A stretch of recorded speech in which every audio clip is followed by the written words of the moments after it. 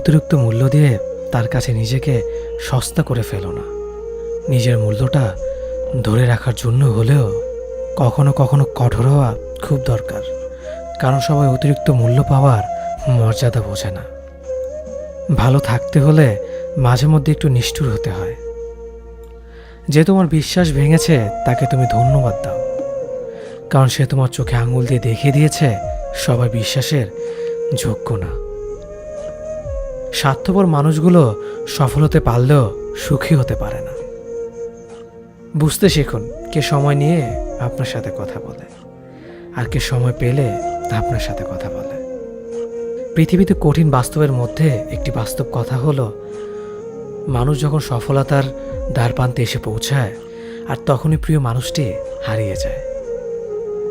আপনি যখনই একা হয়ে যাবেন তখন আপনার পাশে থাকার মতো হাজার মানুষ খুঁজলেও পাবেন না।